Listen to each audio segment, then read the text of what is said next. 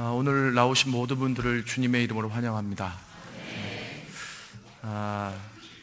이게 요번에 우리가 말씀을 같이 제가 전하고 들으시면서 큰 주제가 십자가와 영적 전투, 이 주제를 가지고 풀어나가고 있는데, 생각은 했지만 실은 오늘 이 낮에 가장 심도 있는 이야기를 해야 되는데 유치부하고 주일학생까지 같이 듣는다 그래가지고 조금 당황스럽기는 하지만, 그러나 제가 최대한 쉽게 설명하겠습니다.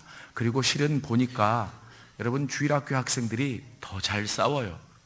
뭐냐 하면 그들 순수한 마음 안에 기독교의 참 진리가 무엇인지 가르쳐주면 그들이 오히려 어른들보다 더 열심히 예수님께 붙어 있고, 그리고 또 그들이 더 열심히 악한 것들과 싸워서 그들이 교회 부흥의 가장 기초가 되는 역할을 참 많이 합니다. 오늘 예배를 드리는 우리 주일학교 학생들에게 그런 은혜가 있어질 수 있기를 원합니다. 실은 오늘 이제 주제가 그렇습니다. 적극적인 영적 전투 이랬는데, 제가 이제 잠깐 간략하게 요약을 하자면, 예수 믿고 구원받은 다음부터 우리가 원하든 원하지 않든 영적 전투의 장에 뛰어들었다라고 말씀을 드렸습니다. 기독교는 영적인 종교입니다. 왜 영적인 얘기를 하느냐? 영적인 종교이기 때문에 그렇습니다. 그래서 눈을 떠보면, 믿음의 눈을 떠보면, 내가 예수 믿고 구원받은 다음부터 이 사단 그리고 악한 것들은 우리를 향해 그렇게 수없이 하나님이 부르셔서 이 세상을 떠날 때까지 공격을 합니다. 근데 그것을 두려워하지 말 것은 이미 예수님이 십자가를 지시고 부활하심으로 그들의 세력을 다 이기셨고 초토화시켰기 때문입니다. 그래서 내가 예수님께만 붙어 있으면 예수님이 나 대신 다 싸워주십니다. 그리고 승리를 주십니다. 여러분, 이게 기독교 신앙의 핵심입니다. 뭐냐 하면 예수님께 붙어 있기. 따라 합시다. 예수님께 붙어 있기. 예수님은 당신이 십자가에 죽기 전에 제자들에게 고별연설을 해주셨는데, 그 고별연설의 핵심 중에 하나도 요한복음 15장에 나오는 포도나무의 비유입니다. 아버지는 포도나무고 너희는 가지니 너희가 그 나무에 붙어 있지 않고는 열매를 맺을 수가 없다. 실은 이게 기독교 신앙의 핵심인데, 핵심이기 때문에 이게 다 통하게 돼 있어요. 그래서 영적 전투라는 주제를 가지고 해석을 하면, 하나님께만 붙어 있으면 하나님이 다 싸워주시는 거예요. 그래서 승리를 얻는 거예요. 그런데 왜 못 붙어 있느냐? 내 죄된 자아가 아직 살아있기 때문이에요. 내 안에 쓴뿌리가 남아있기 때문이에요. 아직도 죄를 지었던 습관들이 내 안에 틀어박혀 있기 때문에 그래요. 그래서 우리가 그것들을 전적으로 내려놓을 때 예수님께 완전히 착 달라붙게 되는 거죠. 그래서 내가 하나님이 원치 않는 죄된 본성, 쓴뿌리, 이 모든 것들을 내려놓는다라고 하는 것이 십자가라고 말씀을 드렸습니다. 그래서 영적 전투의 승리의 방법은 무조건 십자가입니다. 그래서 골로새서 2장 14절 15절에 우리가 읽었잖아요. 십자가로 그들을 이기셨느니라. 아멘. 그래서 실은 내가 그 모든 것을 내려놓고 예수님께만 붙어 있는 일이 우리의 제자 훈련을 통해, 신앙의 여정을 통해 제대로 습관만 되어진다면, 여러분, 사단이 어떤 공격을 해와도 두려워하지 않으셔도 됩니다. 우리가 이길 수 있기 때문에 그렇습니다. 아니, 충분히 이긴 싸움이기 때문에 그렇습니다. 제가 집회를 전하면서 매번 해야 되겠다 했는데 어제 제가 못했더라고요. 그랬더니 오늘 찬양 인도하시는 집사님이 외쳐주셨는데 한번 따라해 보실까요? 싸우면 이긴다. 오늘 혹시 처음 나오셔서 교회 갔더니 막 싸우라 그러더라, 막 이러지 마시고 맥락을 잘 들으셔야 됩니다.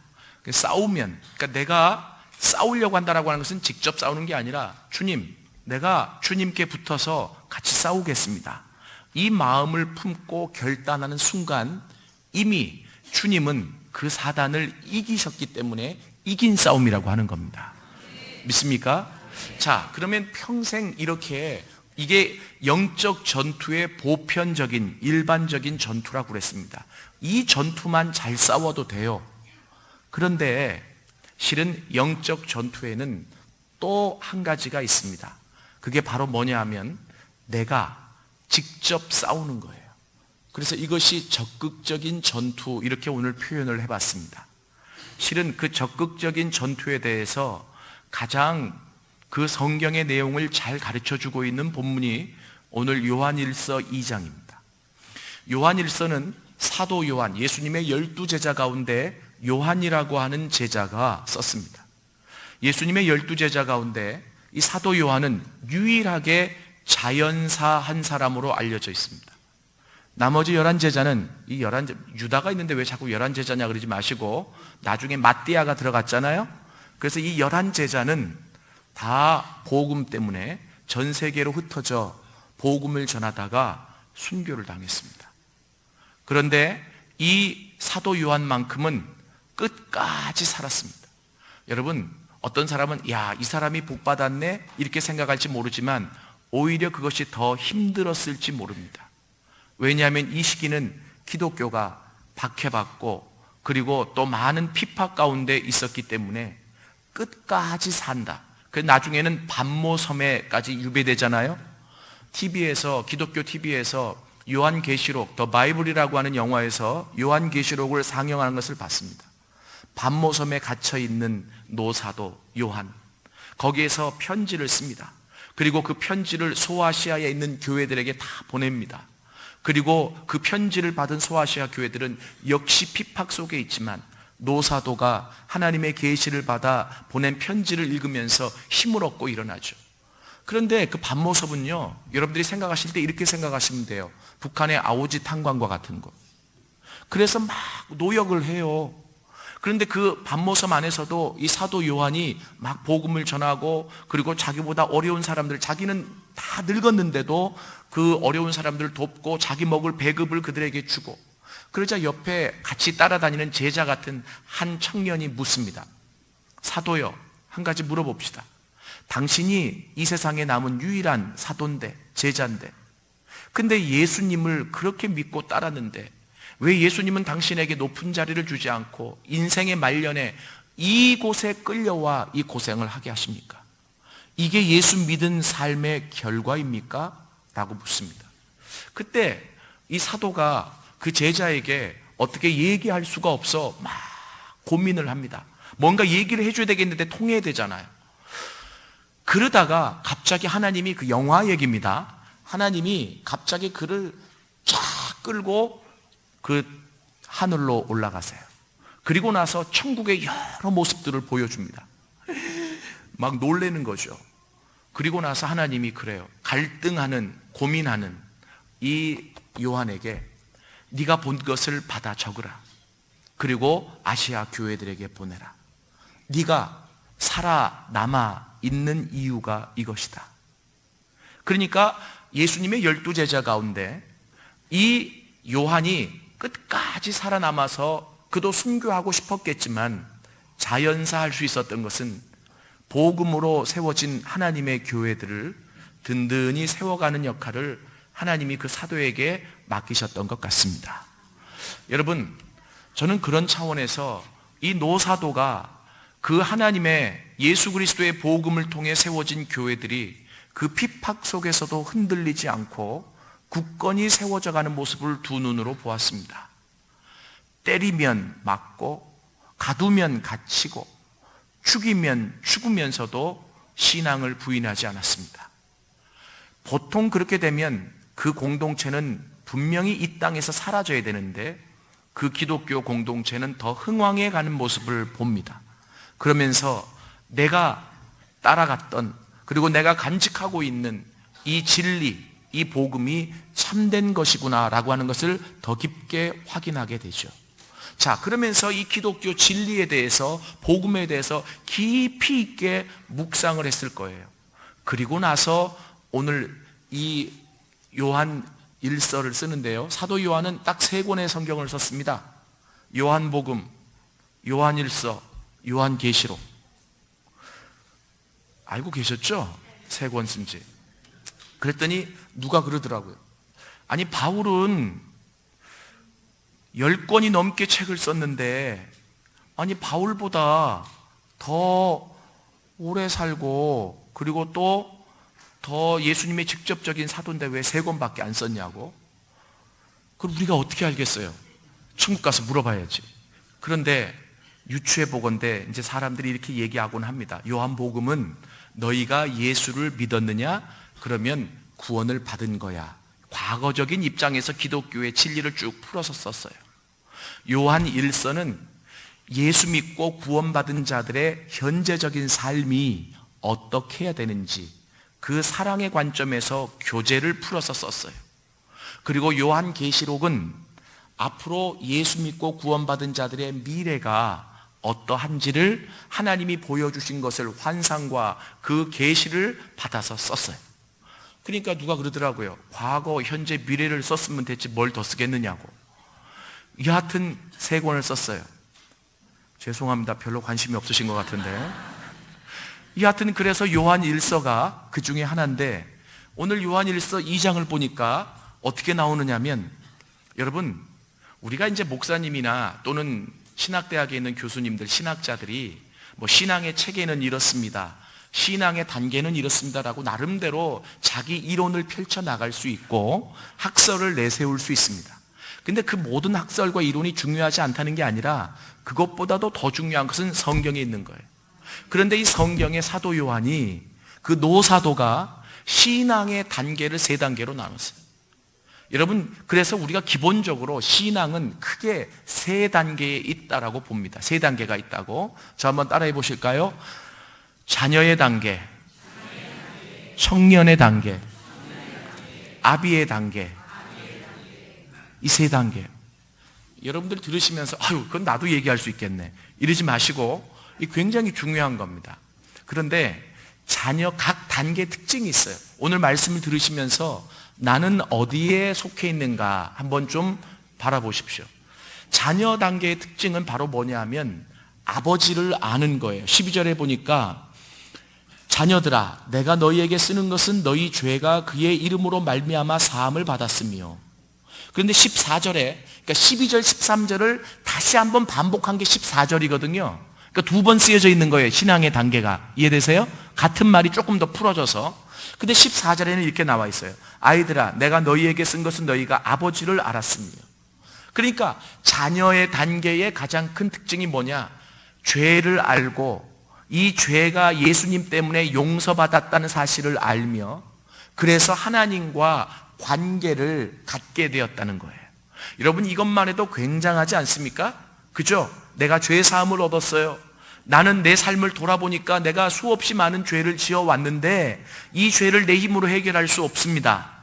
그런데 예수님이라고 하는 분이, 하나님의 아들이신 예수님이 이 세상의 죄를 다 담당하시고 죄값으로 죽으셔서 내가 그 예수님을 믿음으로 받아들이기만 하면 내 죄가 용서받는다. 근데 죄 용서가 왜 중요하냐? 죄 사함을 얻는 즉시 그 세상의 창조주이신 하나님을 알게 되고 하나님의 자녀가 되더라. 하나님과의 관계가 형성되는 겁니다. 믿습니까? 이게 너무 기쁜 거예요. 저는 그래서 지금도요, 이런 찬양을 들으면 막 눈물이 나요. 속죄하신 구세주를 내가 찬송하리라. 이 찬양 아세요? 많이들 모르시군요. 이게 찬송가에 있어요. 그런데 이런 찬양 가사를 듣고 부르면 그냥 감격이 막 밀려오기 시작해요. 그 신사랑 찬양하리 이렇게 나가거든요. 죄 사함을 얻은 동시에 하나님과의 관계 안에서 하나님의 사랑이 밀물듯이 몰려오고, 그리고 그분이 주시는 평안이 누려지고 감사가 누려지고. 여러분, 단언컨대 제가 보기에 한국의 많은 그리스도인들의 신앙의 단계가 여기에 속해 있습니다.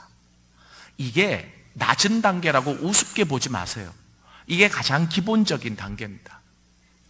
2번째 단계는 어떤 단계냐면 청년의 단계. 그런데 여기서 아이의 단계, 청년의 단계, 아비의 단계라 해서 이것이 나이로 구분한 게 절대로 아닙니다. 신앙의 수준에 따라서 아이, 청년, 아비의 단계예요. 그래서 아까도 말씀드렸지만 주일학교 학생들이 영적으로 막 싸우고 그리고 승리를 얻고 그러면 그들의 나이는 아이지만 그들은 청년의 단계에 있을 수 있다는 거예요. 이해되세요? 그래서 여러분들이 잘 보셔야 돼요. 청년의 단계의 가장 큰 특징이 뭐냐? 흉악한 자와 싸워서 이기는 거예요. 악한 자와 싸워서 이기는 거예요. 그런데 여러분 12절, 13절, 14절 읽으면서 좀 이상한 게 안 느껴지나요? 뭐 짧은 시간에 찾으려면 잘 당황스러워서 안 찾아질 거예요. 제가 말씀드릴게요. 저를 보세요. 뭐냐면 제가 지금 말씀드린 대로 단계를 치자면 아이의 단계, 청년의 단계, 아비의 단계 이렇게 써야 되잖아요. 그런데 12, 13절을 다시 한번 쓴 게 14절인데 보니까 꼭 아이의 단계, 자녀의 단계가 나오고 아비의 단계가 나오고 청년의 단계가 마지막에 나오더라. 왜 순서를 이렇게 바꿔놨을까요? 그건 성경 기록한 사람의 마음이라고요? 이것을 국어로 이렇게 얘기합니다. 도치법이라고. 이게 뭐냐 하면 강조하기 위해서예요. 강조하기 위해. 뭐를? 청년의 단계를. 다시 말하면 아이의 단계도 중요하고 청년의 단계도 중요하고 아비의 단계도 중요한데 그런데 자, 우리 교회라고 하는 공동체를 봅시다. 이 공동체를 원으로 그려보면 이 원 안에, 이 한 원 안에 세 단계가 다 들어가 있어요. 그런데 이 악한 사단과 그의 무리들은 계속 이 공동체를 공격해서 무너뜨리려고 하겠죠. 이해되세요? 그러면 이 세 단계 가운데 가장 공동체의 변방에서 공동체를 향해 공격해오는 세력들을 보고 그들과 맞서서 이 공동체를 지키는 사람들이 있어야 됩니다. 그 사람들이 누구냐면 청년의 단계에 있는 사람들이에요. 이해되세요? 여러분 잘 들어보세요. 청년의 단계가 무너지면 공동체는 삽시간에 무너집니다. 이것을 사도 요한이 봤어요. 기독교가 그렇게 핍박이 있으면서도 성장해 갈 수 있었던 것은 싸우는 자들이 있었기 때문입니다. 믿습니까? 그 기독교 공동체 변방에서 목숨을 다해 흉악한 자들과 싸워서 이기는 자들이 있었기 때문입니다. 그러니까 이런 거예요. 원으로 치면 이 원이 공동체예요. 평안교회예요. 그러면 원을 세 개로 나눠보세요. 그러면 맨 가운데 작지만 핵심적인 그룹이 아비의 단계라고 봅시다. 그리고 대부분이 자녀의 단계예요. 그런데 청년의 단계는 몇 되지 않지만 바깥 원에서 이 공동체를 감시하고 지키는 역할을 한다는 거죠. 이해되십니까? 자녀의 단계는 은혜가 있을 때는 굉장히 기쁘고 그냥 백두산도 한 걸음에 올라갈 수 있을 것처럼 뭔가 느껴지지만 아직 훈련이 더 좀 필요하고 성장이 필요하기 때문에 여러분 죄송해요 이렇게 표현해서 시소를 많이 타요. 올라갔다 내려갔다 올라갔다 내려갔다. 그래서 적들이 쳐들어온다, 지금 우리 공동체를 공격한다 이러면은 금방 위축돼서 어떻게 해야 좋을지를 몰라 하기도 합니다. 근데 청년의 단계에 있는 사람들은 어떻게 하냐면 싸우자, 나가 싸우자, 지금까지 승리를 주신 주님을 믿고 나가 싸우자. 그리고 나가 싸우는 자들이에요. 여러분, 그리고 나서 마지막 단계가 바로 뭐냐면 아비의 단계입니다. 그런데 이 아비의 단계는 저는 죄송합니다. 목사로서 죄송하고 신학자로서 죄송한데 한국교회가 참 많이 위기입니다. 그리고 너무 안타깝습니다. 다 그런 건 절대로 아닙니다. 그러나 대형 큰 교회들, 뭐 꼭 대형 교회만 그렇겠습니까마는 저는 이런 모습들을 보면서 한국 교회를 놓고 많이 기도합니다. 많이 염려합니다. 제가 실천 신학자이기 때문에 그렇습니다. 그런데 저 나름대로의 진단 중에 하나가 바로 뭐냐면 한국 교회에 뭐가 없느냐면 아비들이 없는 거예요. 영적인 아비. 그러면 아니 나이 드신 분 많잖아요 이러지 마시고 무슨 얘기냐면 영적인 아비가 없다는 거예요. 아니 없다는 얘기가 아니라 드물다는 거죠. 그러면 영적 아비의 특징이 뭐냐? 오늘 성경에서 뭐라고 얘기하냐면 태초부터 계신 이를 알았습니다. 아멘. 여러분, 이게 너무나 중요한 거예요. 기독교 신앙이 이까지 치고 올라가야 되는 거예요. 뭐냐면요, 저는 60년대 말에 태어났습니다. 그런데 중요한 거는 제 신앙이 영적 아비의 단계까지 가면, 저는 60년대 말에 태어났기 때문에 제가 70년, 80년, 90년 그리고 2000년 뉴 밀레니엄을 경험했고 2010년, 지금 2018년을 살고 있잖아요. 그렇죠? 이거밖에 몰라요. 다른 것들은 역사로 알아요. 근데 역사에 기록되지도 않은 그 태고의 태초를 아는 역사가 일어나요. 어떻게 되냐면 그 태초부터 계신 아버지와 하나가 되어가는 관계니까. 믿습니까? 그래서 이 기독교 공동체는요, 지금 사도 요한이 영적 아비입니다. 그래서 지금 사회적으로는 그 반모섬에 유배되어 있지만 영적인 아비로 보아야 될 것들을 보고 전 세계에 흩어져 있는 그리스도인들을 위해 어떻게 기도해야 될까를 알며, 그리고 많은 사람들에게 지시하는 거죠. 너희 교회들아 깨어서 기도해라. 너희 교회들아 이렇게 하라. 모든 것들을 바라보고 육체와 시간을 초월해서 그 태초에 있는 것들을 보고 교회들을 세워가는 가장 지략가들이 영적 아비입니다. 믿습니까? 하나님, 내가 영적 아비가 되어갈 수 있도록 도와주십시오. 여러분, 그런 소원을 가지셔야 돼요. 그냥 예수 믿고 구원받고 끝이 아니라 신앙의 성장이 있어야 되는데, 교단별로는 뭐 성결이네, 성화, 우리는 성결을 주장하지만 성결, 성화, 능력받음, 성령 충만 별 얘기를 다 하잖아요. 그게 틀린 말 아니에요. 근데 성경대로 하자면 영적 아비의 단계까지 가야 되는 거예요. 영적 아비의 단계. 그런데 영적 아비의 단계까지 가기 위해서는 반드시 통과해야 될 단계가 있는데 청년의 단계입니다. 이 청년의 단계는 싸우는 거예요. 그래서 제가 오늘 여러분들에게 결론적으로 말씀드리고 싶은 게 뭐냐, 그냥 예수님께 붙어서 예수님이 나 대신 싸워주시는 그것만 경험해도 평생 승리를 경험합니다. 그런데 왜 그 하나님은 때로 우리 보고 나가서 싸우라고 하시는가? 왜 우리 보고 나가서 싸우라고 하시는가? 그것은 우리로 하여금 성장을 경험하게 하시기 위해서. 믿습니까? 우리 개인으로 보자면 신앙의 성장을 경험해서 영적 아비의 단계까지 끌고 가시기 위해서.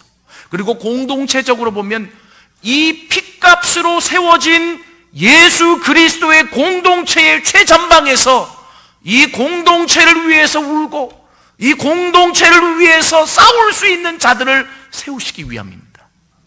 믿습니까? 제가 아까 한국교회 여러 가지 어려움 이유 가운데 가장 큰 이유는 영적 아비들이 많지 않기 때문이다라고 말씀을 드렸습니다. 그런데 동일하게 영적인 청년들도 많지가 않습니다. 시간이 지나가면서 줄어들고 있어요.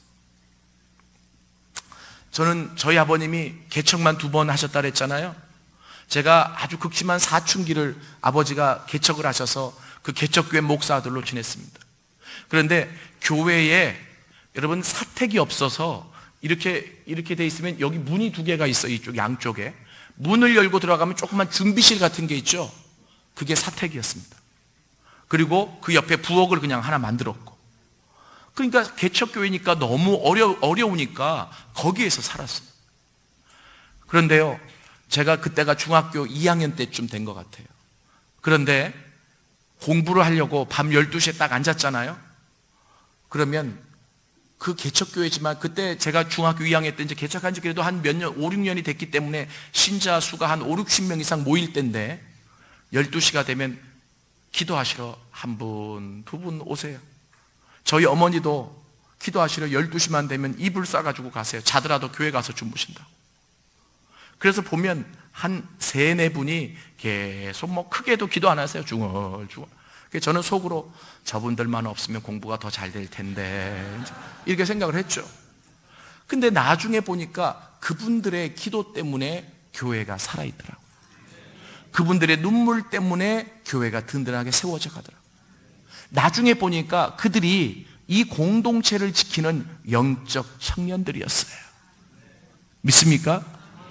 우리 평안교회도 계시겠지만 하나님은 이번 집회를 통해서 그 영적인 청년들을 더 세우시기를 원하십니다. 믿습니까? 그것은 공동체를 위해서도 그렇고, 그리고 또 여러분들이 신앙의 성장을 위해서도 그렇다라고 하는 겁니다. 그러면 적극적인 전투는 어떻게 싸워서 이기느냐? 이제까지 보편적인 전투를 통해 얻었던 승리가 바탕이 되어져야 돼요. 갑자기 전투하러 나가면 죽어요. 아시겠어요? 그러니까 나 청년이 되려고 갑자기 뛰어들지 마세요. 예수님께 붙어있는 훈련, 그래서 그 예수님이 싸워서 이겨주시는 승리가 바탕이 되어져야 돼요. 그러다가 하나님이 기회를 주십니다. 기회를 주시면 그때 순종하면 되는 거예요. 이해되세요? 그런데 성경에 보니까 분명히 두 번 다 뭐라고 나와 있냐면 청년, 영적인 청년의 단계에 있는 사람들이 악한 자, 흉악한 자와 싸워서 이기는 방법을 말씀해 주시는데, 그건 뭐냐면 하나님의 말씀이 너희 안에 거하시느니라. 아멘. 자, 따라하세요. 하나님의 말씀이 너희 안에 거하시느니라. 결국 그 흉악한 자들과 직접적으로 싸워서 이기는 방법이 뭐냐? 하나님의 말씀이 우리 안에 거하시는 거예요. 여러분, 이게 쉽다고 보지 마세요. 지금 요한 1서를 제가 가지고 설명했죠. 요한 1서 1장 1절이 여러분 굉장히 중요한 절입니다. 태초부터 있는 생명의 말씀에 관하여는 우리가 들은 바요, 눈으로 본 바요, 주목하고 우리 손으로 만진 바라. 이 생명이 나타나신 바 된지라. 이 영원한 생명을 우리가 보았고 증거하여 너희에게 전하노니. 이렇게 해서 쭉 내려가는 요한일서 1장 1절부터 4절까지가 요한일서 전체의 핵심이에요. 그런데 이 사도 요한은 요한일서 1장 1절을 통해서 뭐라고 얘기하냐면 말씀, 이 말씀이 생명의 말씀이라는 거예요. 믿습니까? 태초부터 있던 말씀이라는 거예요. 이 말씀이 곧 예수님이시라는 거예요. 믿습니까? 그러면 하나님의 말씀이 우리 안에 거해서 그 말씀으로 인하여 청년들이 나가 싸워 이겼다라고 한다면 무엇을 의미하는 겁니까? 예수님께 온전히 붙어 있어서 그 예수님이 이 우리의 내면에서 다 지시하시고 역사하시는 것들을 경험하는 자들이에요. 믿습니까? 그 말씀에 따라 움직이는 자들이란 말이에요. 그 생명의 말씀에 따라 역사하는 자들이라는 겁니다. 믿습니까? 여러분, 제가 여리고 성에 대해서, 함락에 대해서 어제 아침에 말씀을 드렸습니다. 그런데 실은 말씀드렸잖아요. 여리고 성을 무너뜨리는 그 전투가 보편적인 전투에서 직접적인 전투로 전환하는 첫 번째 전투였어요. 그래서 그 전투를 가만히 보면 보편적인 전투, 하나님께 붙어 있는 연습을 한 것을 가지고 나가서 싸우게 하시는 거죠. 이해되세요? 그리고 그 여리고성이 무너지는 것을 경험하면서 우와, 이 견고한 성도 하나님의 방법으로 싸우니까 무너지는구나 라고 하는 것을 깨닫고 그들이 이제는 직접 그 가나안 거주민들과 싸우기 시작하는 겁니다. 믿습니까? 하나님이 때가 되면 말씀하세요. 싸우라고. 하나님이 때가 되면 말씀하세요. 직접 나가서 싸워야 된다고. 믿습니까? 그때 순종하십시오. 만약에 순종을 못하면 또다시 기회가 미뤄지기는 하죠. 그러나 언제까지 자녀의 단계, 이 자녀의 단계가 우스워서가 아니라 이제는 하나님이 이 공동체를 위해, 하나님의 나라를 위해 눈물을 흘리며 피땀을 흘리며 내 목숨을 아까워하지 않고 싸울 수 있는 군사들을 세우시기를 원하십니다. 여러분, 그거 아세요? 지금 제가 여기 와서 집회하는 3일 동안 저를 위해서 중보 기도해 주시는 분들이 참 많습니다. 저는 그 카톡방에 다 올렸어요. 왜요? 제 힘으로는 못 싸웁니다. 말씀을 전하는 이 자체도 모든 막혀있는 담벽을 꿰뚫을 수 있는 breakthrough, 뚫어서 다 하나님이 원하시는 대로 바꿔야 될 치열한 영적인 전투거든요. 그런데 저를 위해서 중보 기도해 주시는 분들이 하도김 목사와 관계가 있으니까 기도를 하시겠지만 평안교회와는 무슨 관계가 있을까요? 근데 제가 가는 곳곳마다 기도를 해 주십니다. 여러분, 때로는 밤잠을 자지 않고 기도해요. 때로는 철야를 해요. 왜요? 그들이 영적인 청년의 단계에 있어요. 그들이 이 커다란 하나님 나라를 보는 거예요. 믿습니까? 하나님 나라를 위해서 일하는, 그 하나님 나라를 위해서 피를 흘리는, 하나님 나라를 위해서 땀을 흘리는 이 일에 내가 헌신하겠다. 세상 사람들은 몰라주죠. 너 그냥 하도균 목사와 관계했으니까 기도했겠지, 이렇게 생각하고 끝날지 모르지만 하나님은 그 눈물을 보십니다. 하나님은 그 땀을 보십니다. 그들의 기도를 들으십니다. 왜요? 하나님, 전체적인 하나님 나라를 보게 하시니까. 전체적인 하나님 나라를 위해 싸우는 것이기 때문에. 믿습니까? 저는 평안교회가 세계 열방을 품고 선교하시는 것 너무 부럽고 그리고 감사합니다. 그런데 이제는 직접 싸우는 자들도 더 많이 세워질 수 있기를 원합니다. 제가 한 가지 예를 들고 말씀을 좀 마무리하겠습니다. 제가 인도에 2002년도에 갔었다 그랬잖아요. 그래서 제가 있었던 곳이 벵갈로르라고 하는 곳인데 인도에서 5번째로 큰 도시예요. 그리고 인도의 실크로드라고 하는 굉장한 또 그 모든 시스템이 갖춰져 있는, 근데 이 벵갈로르라고 하는 지역은 인도가 워낙 더우니까 여기는 기후가 서늘해서 인도의 선교사님이 오시는 분들이 다 이 벵갈로르에서 워밍업을 하고 북부 인도로, 중부 인도로 다 흩어지십니다. 이제 저는 왜 그쪽으로 갔냐면 기후가 좋다 보니까 많은 대학들이 거기 많이 있어요. 그래서 기독교 대학 가운데 가장 큰 대학이 거기 있었기 때문에 그 대학에 초청을 받아서 제가 갔습니다. 그런데요, 여러분, 그 학교에서 학교 안에 아파트가 있어가지고 우리 가족이 갔더니 아파트 한 채를 줘서, 그래서 거기서 이제 머물고는 있었는데, 왜 이렇게 뭐 조금만 걸어가면 날파리인지 모기인지가 그렇게 많아요. 그래가지고 왜 시골에 가면 그렇잖아요. 걸어가면 막 애들이 때를 지어서 막 따라오잖아요. 뭐 손으로 막 대열을 흐트려도 또 지어서 따라오고, 또 흐트려도 또 막 귀찮아 죽겠어요. 그래서 때로는 막 잡아 죽이던데도 또 따라와. 그러자 우리 큰딸이 그때 초등학교 1학년인데 아주 유명한 명언을 남겼습니다. 그때 제가 예수의 제자, 온전한 제자, 여기에 미쳐서 예수님의 온전한 제자가 되려고 노력했었다 그랬잖아요. 그랬더니 우리 그 말을 집에서도 늘 하니까 우리 딸이 그걸 알고 있는 게, 제자는 어떤 사람이고 끝까지 예수님을 쫓는 사람이고 뭐 이렇게 쭉 제가 얘기했을 거 아니에요. 제가 막 해치고 해쳐도 얘들이 계속 우리 가족을 따라오니까 우리 큰딸이 니네들이 내 제자들이냐? 그러니까 예수님의 제자는 무슨 일이 있어도 끝까지 쫓아가는 사람이 제자거든요. 그러니까 나는 너희들을 제자로 삼고 싶지 않다는 거예요. 야, 제가 그 소리를 듣고 그냥 빵 터졌습니다. 다른 사람 제자의 개념을 모르는 사람이 이게 무슨 말인지 모르겠는데, 초등학교 1학년짜리가 제자 얘기를 얼마나 많이 들었으면 니네들이 내 제자들이냐 이제. 그렇다고 야단친다고 걔들이 도망갈까요? 근데 가장 힘든 것은 밤에 잠을 잘 때 모기가 그렇게 많아요. 건물은 현대식으로 전화도 모기가 그렇게 많아요. 아파트라고 우리 한국 아파트를 생각하면 안 됩니다. 이게 그냥 2층짜리 낮은 그 독채들을 여러 채 지어놓고 이 아파트라고 부르는 거예요. 그러니까 이게 바뀌면 다 들풀이고 이제 하니까 모기들이 그렇게 많아요. 저는 예민해가지고 집에 모기 한 마리라도 있으면 못 자요. 그래가지고 어떤 날은 밤에 모기가 들어왔잖아요. 불을 다 켜고 F킬러 다 뿌리고 그래도 웽하면 잡아 죽일 때까지 안 잡니다. 근데 모기가 그렇게 많으니까 어떡해요? 그래서 한국에 SOS를 쳐가지고 모기장을 공수받았습니다. 그래서 그 모기장에 5 식구가 다 들어가서 좁지만 아주 가족애를 느끼면서 잤어요. 전혀 모기의 위험을 받지 않았습니다. 모기장 안에만 들어가면 그놈들이 때로 달려들든 뭐 어떻게 달려든 절대적으로 방어가 되더라고요. 이게 보편적 영적 전투예요. 제가 예를 들자면 하나님이 우리의 모기장이 되어주십니다. 그러니까 하나님이 모기장이란 얘기가 아니라 모기장이 되어주신다는 거예요. 그런데 어느 날은 잠이 안 와요. 그리고 제가 자기 전에 늘 F킬러를 다 뿌려놔요. 한국에서 가져와서. 그런데도 계속 어디서 들어오는지 웽웽 들어오잖아요. 그러면 어느 날은 잠도 안 오고 오늘은 전투다. 그래가지고 제가요 그놈들을 다 잡았어요. 그래가지고 잡는데 이게 이 채로도 이게 늦으니까 손으로 다 때려 잡았어요. 근데 어떤 것들은 잡으면 피가 팍 터져요.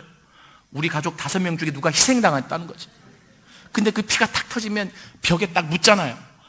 그러면 야, 이게 아주 훈장 같아요. 그래가지고 그놈들을 다 죽여놓으면 그날은 아주 모기장이 없어도 잘 잘 수 있어요. 여러분, 모기장만 있으면 되는데 때로는 그놈들을 잡아야 될 이유가 그 적을 섬멸하기 위해서. 그러면서 이 비유와는 맞지 않지만 하나님이 섬멸해 가는 나를 하나님의 사람으로 더 깊게 세워가시는 거예요.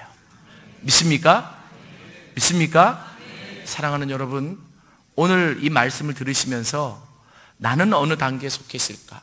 어느 단계라도 이 세 단계 안에 계시면 여러분들은 행복하신 분들이십니다. 그리고 하나님의 은혜 가운데 있는 분들이십니다. 그런데 하나님은 늘 그 자리에만 머물러 있기를 원치 아니하시고 한 단계 더 올라가기를 원하십니다. 그래서 영적인 청년의 단계에서 하나님의 나라를 위해 내 이익이 아니라 그냥 내 교회뿐만이 아니라 하나님의 나라를 위해 그 하나님을 위해 싸울 수 있는 영적인 청년들을 세우기를 원하십니다. 그 영적인 청년들이 많이 세워지면 이제는 그 영적인 청년들 가운데 한국 교회를 책임질, 세계 교회를 책임질 영적인 거장 아비들을 세워 가실 것입니다. 우리가 그 기대를 가지고 이 영적 전투의 적극적인 전투, 청년의 단계를 여러분들이 묵상할 수 있기를 원합니다.